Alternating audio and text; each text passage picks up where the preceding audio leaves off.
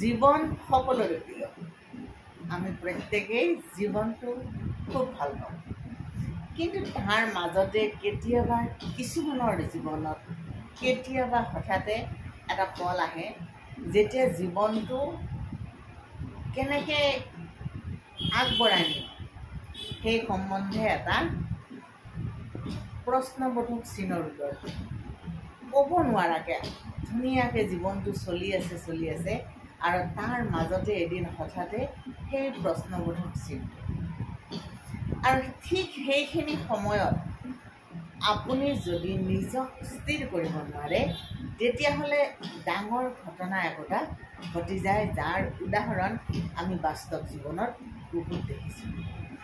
সেইকাৰণে ঈশ্বৰৰ প্ৰতি আস্থা, আধ্যাত্মিকতাৰ প্ৰতি মানুহৰ যিটো আকৰ্ষণ, সেইটো বৃদ্ধি কৰাটো প্ৰয়োজন বুলি আমাক আমাৰ পূৰ্বপুৰুষসকলে কৈ থৈ গৈছে যে যেতিয়া আপোনাৰ মনত এটা প্ৰশ্নবোধক চিনৰ উদয় হ'ব, আপোনাক সমস্যাই ভাৰাক্ৰান্ত কৰি তুলিব, আপুনি দিক বিদিক হেৰুৱাৰ দৰে উপক্ৰম হ'ব আৰু আপোনাৰ সন্মুখত এটাই প্ৰশ্নবোধক চিন যে মই এতিয়া জীৱনটো আগুৱাই লৈ যাম কেনেকৈ।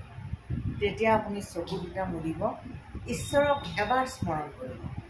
যিকোনো বিপদৰ মুহূৰ্ততে আপুনি এবাৰ ঈশ্বৰক চকু মুদি স্মৰণ কৰিব, দেখিব আপোনাৰ সন্মুখত উদয় হোৱা, আপোনাৰ সন্মুখত থিয় হোৱা সেই প্ৰশ্নবোধক চিনটো নাইকিয়া হৈ যাব আৰু জীৱনৰ এটা নতুন বাট খোল খাই যাব আপোনাৰ কাৰণে।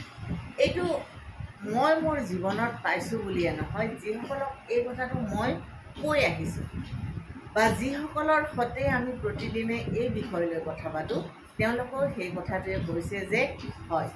গতিকে গতিকে সেই কথাটোৱে কৈছোঁ, যেতিয়া জীৱনত আপোনাৰ তেনেকুৱা এটা সময় উপস্থিত হয়, সেই সময়ত আপুনি একান্ত মনে এবাৰ ঈশ্বৰক চিন্তা কৰিব আৰু প্ৰয়োজন হ'লে আপুনি চকু মুদি কথা পাতিব ঈশ্বৰৰ সৈতে, আৰু তাৰ পিছত দেখিব আপোনাৰ সমস্যাৰ বাট এটা ওলাইছে, আপুনি সমস্যাৰ পৰা ওলাই যোৱা ৰাস্তা এটা আপোনাৰ সন্মুখত উদয় হৈছে আৰু সেই পথটোৰে আপুনি আগবাঢ়ি যাব পাৰিছে জীৱনৰ এটা নতুন বাটত। গতিকে ধন্যবাদ জনালোঁ সকলোকে।